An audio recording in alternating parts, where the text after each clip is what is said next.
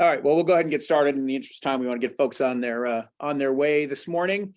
Happy New Year, everybody. For those we've not talked to yet, it's been a busy year already, only a couple weeks in, and it was a very busy end of the year as the governor did clean up with the hundreds. I think, what was it, Walter, about 1,000 bills that the legislature passed, most of them bad from our perspective, unfortunately. And the more problematic a bill, the later in the year it gets dealt with. So we spent December and the period between Christmas and New Year dealing with the governor's office on some of those bills that were of interest to the industry. You've read about some of them in the newsletter, but there's a little bit more to it than really kind of what comes through in just plain text. So we wanted to do a quick summary for the membership this morning about what changed in some of those bills due to AGCs and the industry's efforts and what they mean for the industry. And then talk a little bit about some of the things that we are seeing on the horizon here early in the year and legislative session. Joined by our team, who all of you know: Walter Pachulzak, our Vice President of Government Affairs; Joe Hogan, Vice President of Building Services; Sarah Patry, Sarah Patry PE, I should say, right, Sarah? Vice President of Transportation Services. We've all been working on these things.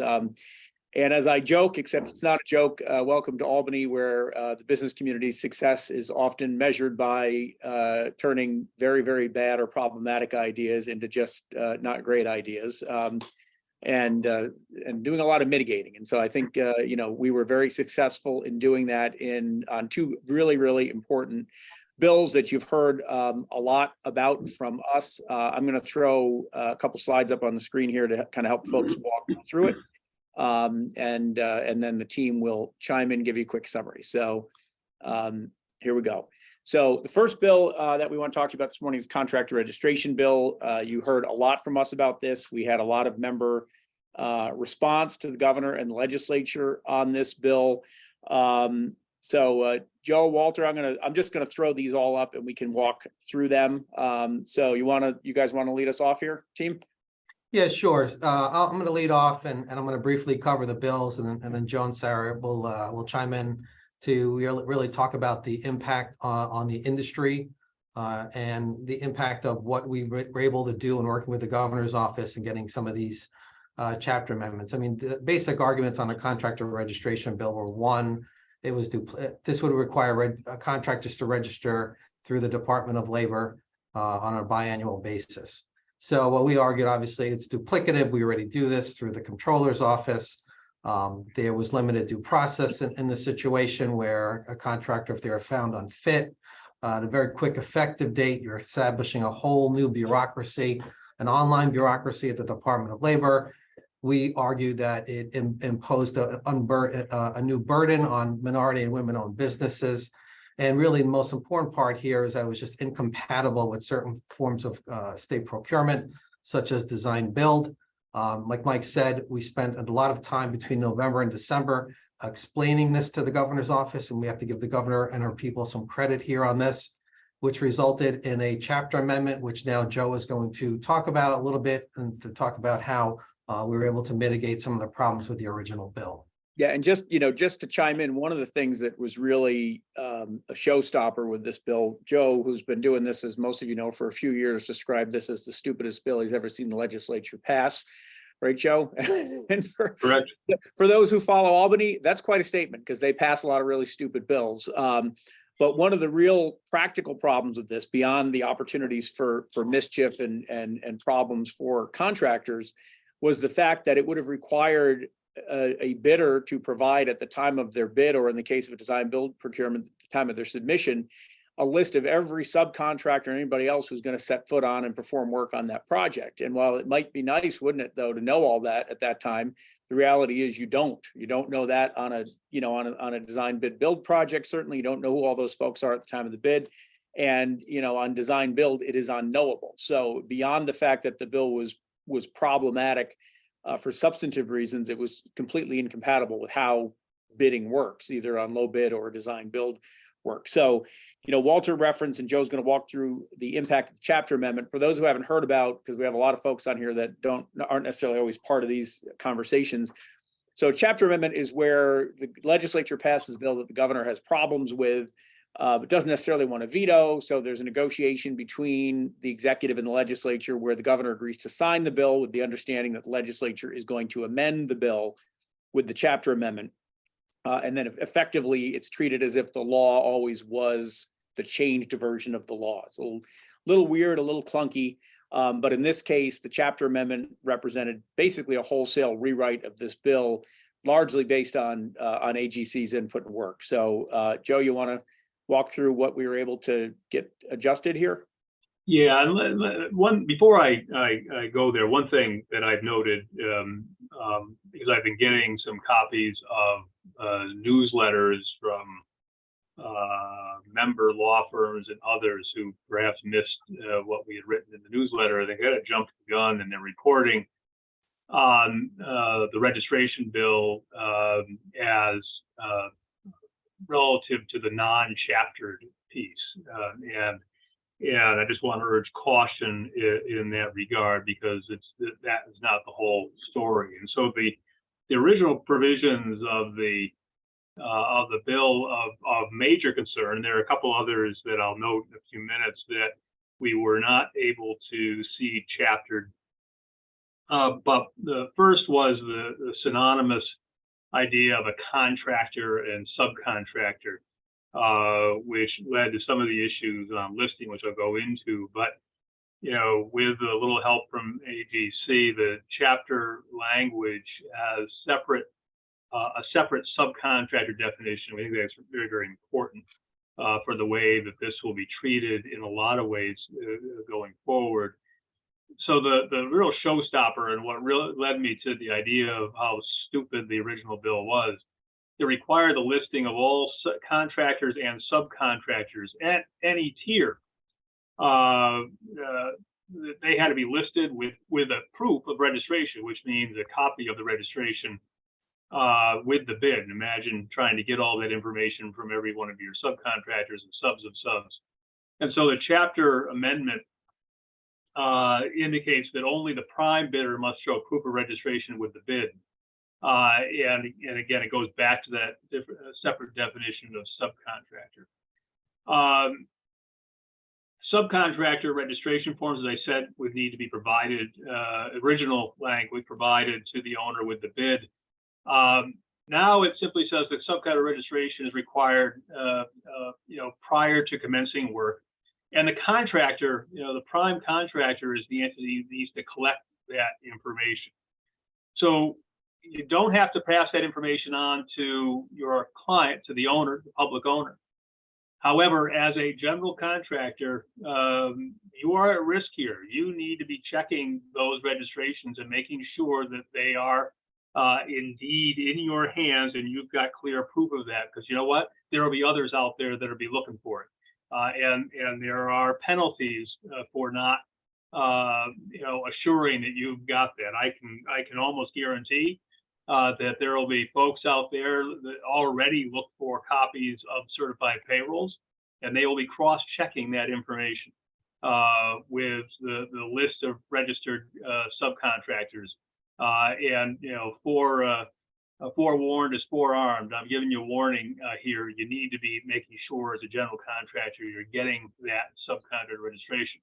And just to interject here, Joe, there's a lot more to this, and much of it will be filled out through the promulgation of regulations to underpin the bill, which is the next process that we'll be part of. But once there's more clarity on this, we will certainly be doing more in-depth education for the membership about the ins and outs of all this, because this is at this point almost not even 3 weeks old, and so there'll be more detail on how it will actually be implemented to come, and we will advise the membership from there.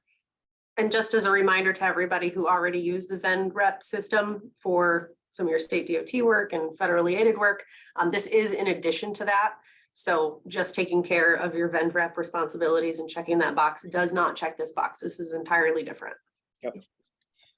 The original bill had very, very limited due process. I'm not going to go into the details, but the language expanded that due process, gives greater ability to challenge the denial of registration. And there was a 1-year effective date. Originally, there was no way that the Labor Department was going to be able to ramp up, because it's going to be handled through the Labor Department, ramp up, with all the demand. And so this pushes it out to a 2-year effective date, gives them a little bit more time to ramp up, and for you to ramp up as well, and for us obviously to educate.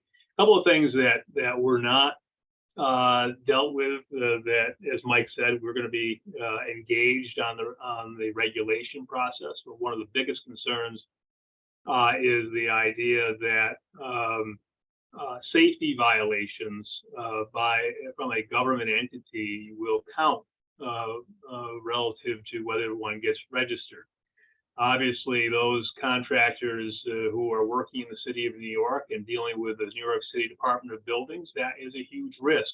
Those contracts in particular, obviously, OSHA is a risk as well, and what type of safety violation will come into play. So there are things like that, as well as the idea of just on the prime bidder when you're dealing with joint ventures, particularly where one of the joint venture partners in a design build may be a designer who would not otherwise need to be registered. How is that going to be treated?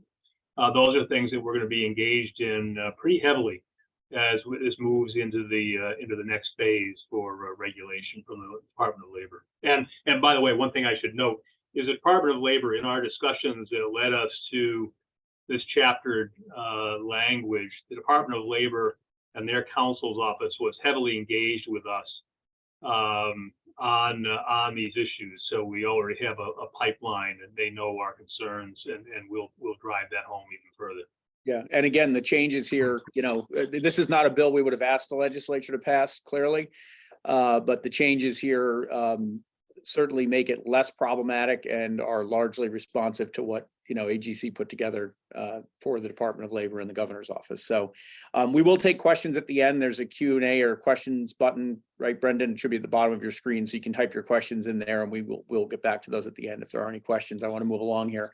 The other bill that we were dealing with all session long, in fact, much like the registration bill, not just this session, these are bills that have been around for a while that we've been contending with, known as Carlos's Law. It goes back to, for those who remember, at the Harco matter in New York City, there was a worker, Carlos Montoya, who was killed in a trench collapse. The contractor was a bad actor, did everything wrong before, during, and after the accident. And so there was a hue and cry to create new criminal penalties for injuries on, well, originally construction sites, but really this applies to every workplace, right, Walter? It's not just construction.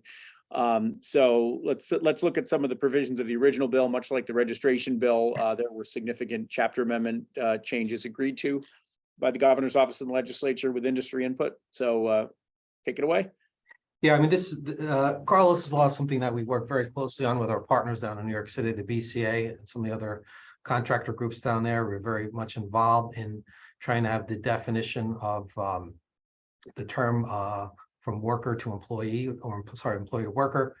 What the bill did, it increased civil penalties fixed by the court for a felony conviction of not less than $500,000 nor more than $1 million, and a Class A misdemeanor of not less than $300,000 no more than $500,000. We made a couple arguments here against this bill, and one of them was that the district attorneys already have the ability to go after bad actors. In this case, that didn't.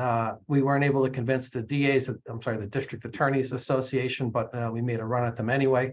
Again, to credit the governor and her people, they heard the cries from the construction industry here. And we're able to mitigate the situation through a series of chapter amendments, which Joe, would you like to start running through some of the big changes here? Sure. So that first one that you see on the screen on the upper left was one of my biggest concerns, which is liability for a worker injured in the workplace. And when I had talked to some district attorneys about what they were after out of this Carlos Law change, was they wanted a greater ability to get to the GC. And so this is something that we focused on pretty heavily. And in the chapter amendment, the liability changes from worker to employee injured in a workplace. Now, there's a little bit of a caution here again, as Mike said, we'll engage in more education here, but they define an employee to include independent contractors. Now, there's a lot of risk for independent contractors on everything from wage theft to this, obviously, and whether they're properly designated as independent contractors. But it's something I think you're going to have to be really, really careful about and think about, particularly as you look at your subcontract agreements and how you're going to manage that. There'll be more on that later on. The original language had a misdemeanor or felony charge for injury of, again, a worker. And it changed it to, because injury obviously is pretty broad, a major concern to the industry, and changed that in the chapter amendment to serious physical injury. We think that's an important piece, again, of an employee. Narrows the risk here a little bit. The minimum felony fines originally, if you were convicted of a felony, would be $500,000 up to $1 million, and that changed to a maximum felony fine of $500,000. And the original bill had a minimum misdemeanor fine of $300,000 up to $500,000. These are all at the discretion of the courts. It moved to a maximum misdemeanor fine of $300,000. So that's a significant difference. One thing I will also just quickly note, language that was also left in is discretion of the courts of a judge to award compensation, to the injured or their family. That brings up some interesting questions going forward relative to a lot of things, not least of which being scaffold law. But those are the big issues for us, and we think, overall, again, the governor's office, I think, was very responsive to the needs and the concerns of the industry, and made some pretty significant changes here to where it's less of a concern. And one of the important points too, Joe, is that the corporation had to act negligently, recklessly, intentionally, or knowingly. So there's a much higher standard in this bill as well on the corporate side. So it's a good change. Yep. All right. Yeah.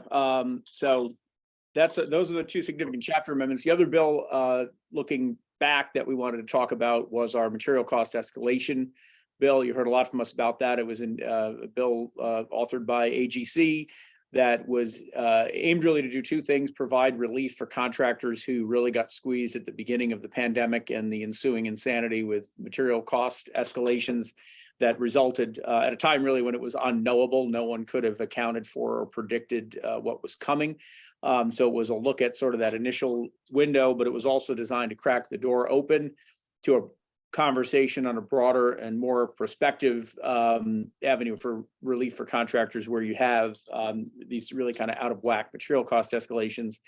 We joked, although it was kind of sad, right, that it was the one bill that we wanted, that we supported, that we wanted the legislature to pass, and we got it through. We had good bipartisan support, great leadership from our sponsors in the Senate and in the Assembly. Senator Elijah Reichlin Melnick from Hudson Valley, who lost his reelection. He was the chair of the Procurement Committee, and Assemblyman Ken Zabrowski from really same area, right? They're both Rockland County guys, right, Walter? Yes.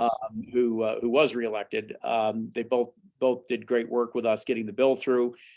We had a lot of back and forth with the governor's office, as did other members of the industry, about the bill. It's difficult to get a bill like this signed outside the budget. We tried to get them to do something like this in the budget last year, but people's attention was diverted to other things like bail reform, as you might recall. So we tried to do the standalone legislation. At the end of the day, literally the end of the day, I think it was December 30th, right? The governor vetoed the bill. It was disappointing, but not unexpected. The governor's veto message offers us a little glimmer of hope. We're going to be meeting today with the acting director of the Division of Budget on some of our budget priorities. Material cost escalation relief is certainly one of them. Joe, Walter, Sarah, you want to add a little more on this, or does that kind of cover it?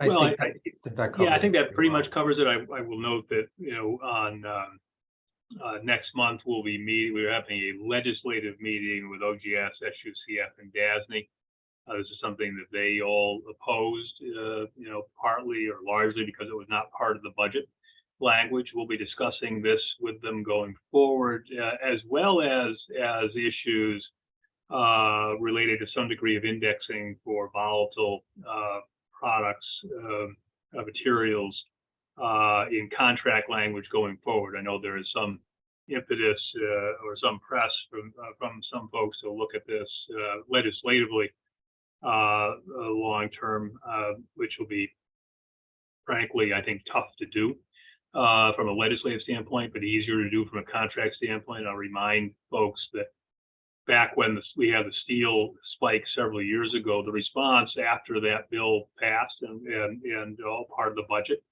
was the Department of Transportation, put the indexing in for steel. And so we think that the building agencies can or should do the same. It's obviously a little bit more complicated there, but something we're going to talk to them about. Sarah, anything from your side on this? No, I think you hit all points. It's definitely a budget item, and if we can get it passed, it opens the door to other price increases from here, not just that specific window that we're targeting. Yeah, and it looks, there is evidence that some of that is sort of coming back down to earth, right? I think, some of you were on the talk that the program we did last week with Ken Simonson. He talked about this, although, while inflation seems to be easing, material construction inputs are not necessarily riding down the same curve that inflation is at the moment, and they were higher to begin with. So more to come on that. We've got a number of questions in the queue here, but Walter, what else did we want to talk about in terms of, a quick initial look forward? Obviously, folks, may have seen the governor's state of the state last week. On its face, not a whole lot in there for the industry. If you're a highway guy, the words roads and bridges were not mentioned, which is a little bit surprising. Governor's got an ambitious affordable housing agenda, which certainly will have positives for the industry if it happens, but maybe some challenges too, because it will change local control of zoning, which could create some interesting predicaments there. But looking prospectively before we get to questions, I want to make sure we have time for those. What else do we want to hit on this morning while we've got folks assembled here? Yeah, so I'll run through these bills quickly. I'll provide the summary to the participants after I clean up the document I'm working off of here, so that way you can follow along the chapter effective dates, follow along with the new chapter amendments, and you're going to hear more from us in our newsletter and in other ways. Just quickly run through the bills here. These bills were approved. One bill would require original equipment manufacturers to make diagnostic and repair information for digital electronic parts and equipment available. So basically, what this bill would have done for construction equipment and others, it would have had to open up that information to independent repair providers for consumers. Really, what this bill would have done, it's really for cell phone repairs. The good news here is that while the governor did approve the bill, she approved the bill without including construction equipment. Our arguments against including construction equipment really had to do with safety and environmental issues. We've looked at this bill for many, many years, discussed it with the membership, and so the outcome there was good that construction equipment was removed from that bill. There were a couple of MWBE bills that were passed. One of them would relate to post-completion certification, duties of the director, and creating a minority and women-owned business enterprise fund. That bill passed, was signed into law by the governor. There's a workers' comp bill that we heard some feedback on from members that would provided that determinations by the workers' comp board shall not be given collateral estoppel effect in any other action or proceeding. I mean, typically in these cases, workers' comp administrative law judges quickly make determinations in cases. A lot of times the determinations by the workers' comp board impact other issues, whether or not the accident occurred as alleged, or that an injury was not casually related to the accident. These situations could have been used in subsequent labor law or negligence lawsuits. You'll be hearing a lot more from this. So this is sort of a bill that flies under the radar. So whether the insurance industry or brokers and us, you'll be hearing more from us about what this really means to contractors. I'm going to go through some of the bills that were vetoed. There was some good news here on that. A lot of this had to do with just more data collection for businesses, useless data collections. We're requiring state contractors to disclose data on employee compensation. That bill was vetoed. Bill we worked on with the county and highway supervisors reclassifying Class C waterways was vetoed. That bill was vetoed and it passed. Bill that would redefine temporary total disability was vetoed by the governor, and a tremendous fiscal impact to business there. And finally, one of the bills we're waiting to hear about, we've heard that the bill might be vetoed. It would have really expanded wrongful death benefits to survivors to recover compensation for their emotional anguish. This bill would have cost the state an estimated $20 billion. We believe the governor is going to veto the bill. She has not acted on that bill. So those are some of the other issues that we have seen some good results on. All right. And this is just the tip of the iceberg, literally. It's probably a big iceberg looking at the last legislative session, but we've got a bunch of questions I want to get to, so I'm just going to run through them and do like a lightning round. Whoever wants to swing at the question can. A lot of them about the registration bill. First question, just confirming contractor registration is only for state work public projects. No, it's for all public work projects, right? So state authorities, local governments, school districts, correct? Yeah, any project that would be otherwise considered public work. It's also, while there are some nuanced differences on this for private work that's governed by section 224A and 224D of labor law. So those areas where they've expanded prevailing wage requirements to private work. So the economic development projects that get ensnared in all the joys of public work, it would apply there as well. More to come on that, because that public subsidy board has just started meeting, and so we'll know more about how that's going to work. But that's a topic for another time. Contractor registration, is the registration requirement in effect now, or are we still waiting for the registration system to be implemented? Effective date was pushed out 2 years, right? So we have 2 years, before this takes effect. 2 years from when the bill was signed, December. Yep. 30th or whatever. So Yes. in theory, it'll be December 30th of 2024 that this will take effect, but they will promulgate regulations and there'll be a lot more information to come about how this will all work, right? Yeah, hopefully they'll have it with enough time so that it won't be a fire drill at the end of 2024. Yep. Next question was basically the same question. Contractor registration. You mentioned that designers would not usually need to register. Is the rule of thumb that only those who have to provide certified payroll have to be registered? Good question. Well, that's our view. This is a discussion that we're going to have to engage with the Department of Labor as they promulgate regulation. They seem to understand that from our earlier discussions. But as I said, one of the issues is going to be joint ventures. Does the joint venture entity, in and of itself need to be registered? Obviously, that creates some complications when you're putting in a proposal. Or do each of the disparate parts of that joint venture need to be independently registered? And again, how does that include the designer? These are some vexing questions that we're going to, hopefully be able to properly deal with the department in regulation. Yeah, again, more to come on that. For those who have been following the ongoing saga of the expansion of prevailing wage to aggregate construction material delivery, how the regulatory process is a whole nother round here, and we're still working on that issue. More to come on that issue soon. Carlos's law. What is the definition of serious physical injury? So this was added. I can send this around. It amends subdivision 5 of section 60.27 of the penal law. So they're amending that bill through the penal law, I believe, here. And I can send this around to the group. But is there a defined legal standard of serious physical injury, or does that come down to the determination of a judge or jury whether it was serious physical injury? I think, but don't hold me to this, because this is something that we're going to have to flesh out. I think that there is some definition elsewhere in the law as to what is serious physical injury, but that is a bit of an open question that we're going to have to figure out. Certainly, it's better than just broad injury. Right. we need to figure out just how much better that is. Yeah.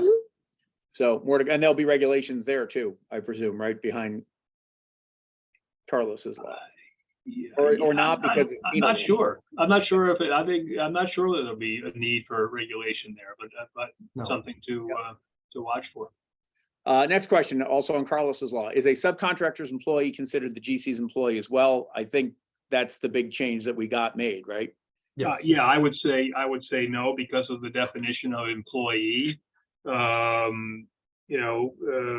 Which is any person providing labor or services for remuneration for a private entity. So they need to be providing it for you.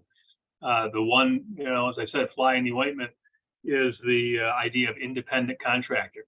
And I think that that's something to really be thought about. I think I'll leave that to lawyers to figure out what you need to do in your subcontracts relative to independent contractor. You should be thinking about that anyway because of the wage theft risk.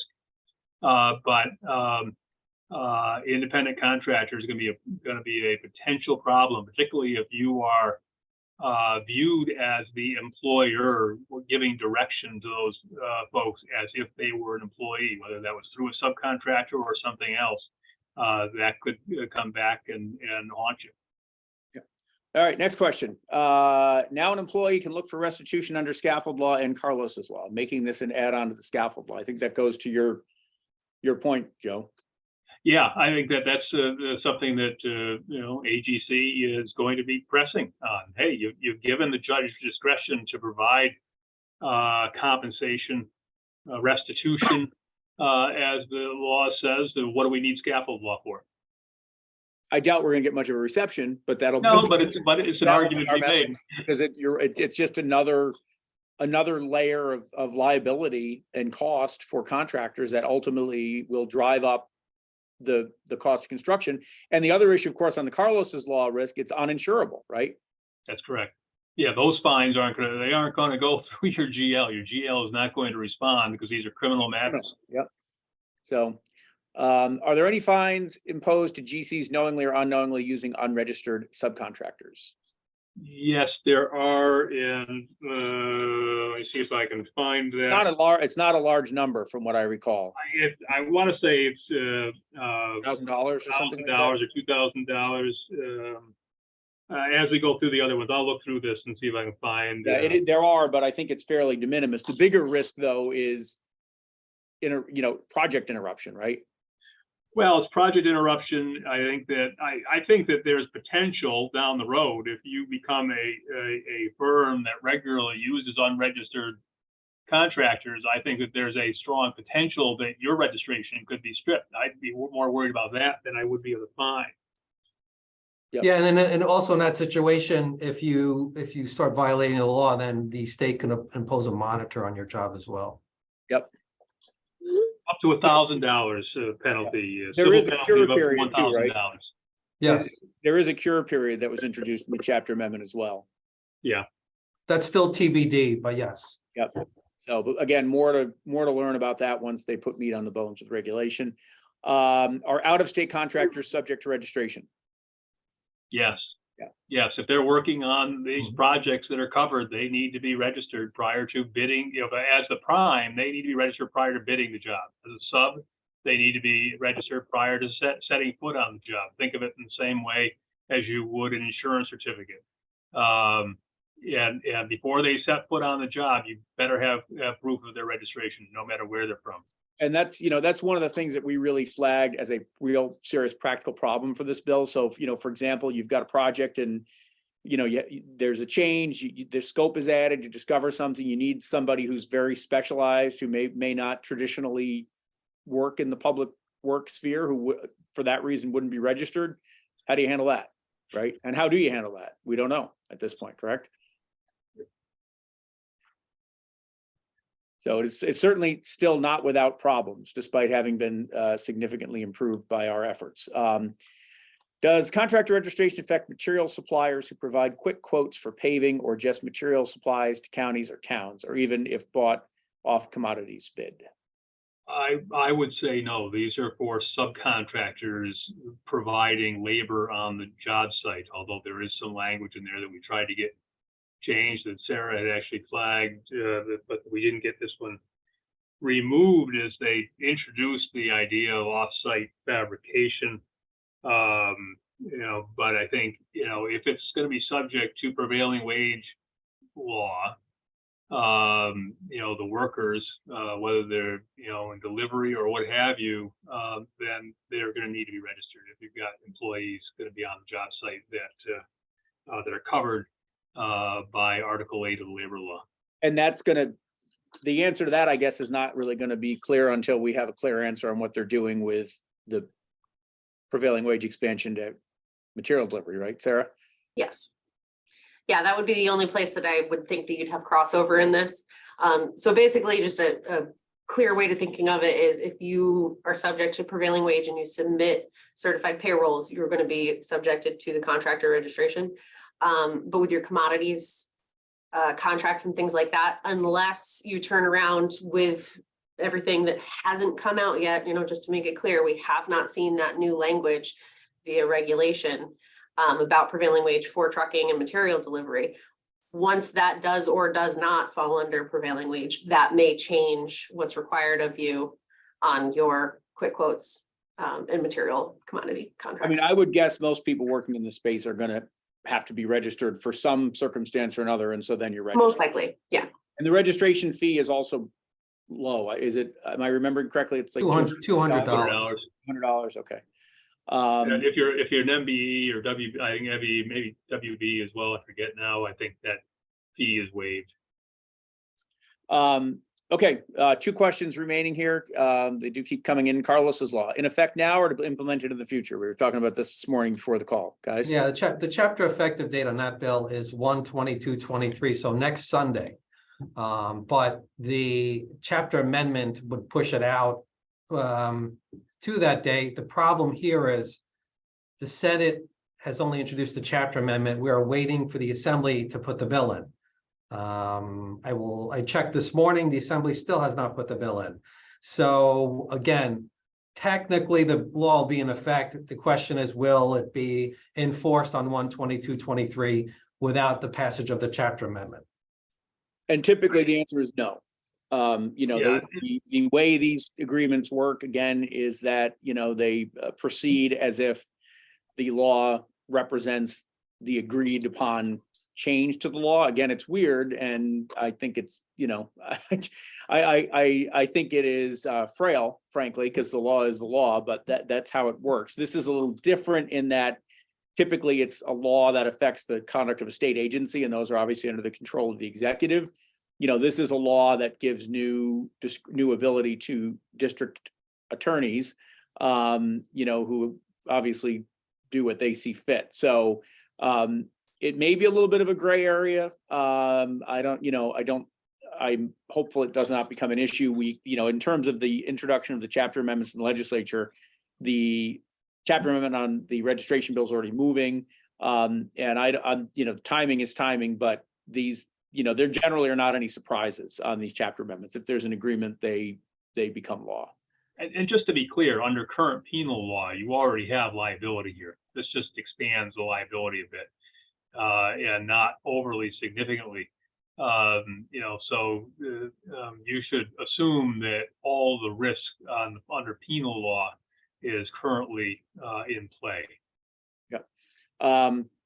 Last question. How quickly will DOL be able to turn around the registration process? Man, that's a great question, isn't it? Yeah, that is a $64,000 question. Yeah, because they've been really on top of things over there. With other areas like, I don't know, unemployment insurance. Frankly, one of our major points of opposition to the bill was that the Department of Labor has no resources whatsoever to take on what is, frankly, a very Herculean undertaking to register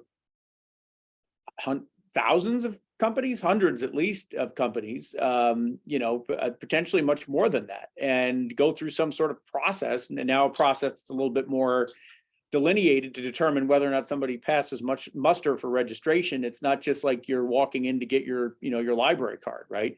So the pushing out of the effective date, I think, is helpful. Presumably they will start allowing people to register before the effective date, right? I mean, I think that'll be part of the, the conversations that will continue. But that's a good question, because right now they certainly do not have the resources, I would argue, to do what they already are charged with doing, much less taking this on. Did I miss anything there? No, Okay. no. Well, the last exactly. question wasn't a question, but a comment saying thank you. So you're Thank welcome. And thank you all for coming, and really, thanks to the AGC team. We have worked, these are not outcomes that we would necessarily like to report. We'd rather tell you that the registration bill was vetoed and that the Carlos's law was vetoed. But reality is reality in Albany. And when we can't, we fight like hell to try to stop bad ideas. And then when we can't stop them, we go into overtime and try to mitigate them. And we've had a pretty good track record there, as I hope you saw this morning. So more to come from us on what is ahead. And I mentioned the state of the state, not a lot there, but the state of the state is kind of the poetry of the governor's agenda. The prose is in the budget. We expect the budget the very beginning of February. She's got a little extra time this year because it's a new administration. My guess is we may see it at the end of January. As I mentioned earlier, we're meeting with the budget director today to talk about some of our priorities. We'll be talking to the governor's office, ongoing conversations with the legislature. So you will be hearing more from us in the coming weeks and months. And when we call you for help and ask you to weigh in with your legislators and the governor and ask your employees to do the same, it means, it's like the bat signal going up, right? We don't do it lightly. We had a lot of incoming on the registration bill. And I think that was a big part of how much change we were able to get to that bill, because they understood it was a real problem for the industry. So we will likely need your help again as the legislative session and the budget process plods on here. So any parting thoughts from the rest of our excellent team here? Stay tuned. Stay tuned. All right. Well, with that, have a great day, everybody. We'll see you. We're here when you need us. If you have any questions that you didn't get to today or you think of, you know where to find us. Don't be shy about reaching out. Have a great day, everybody. Bye.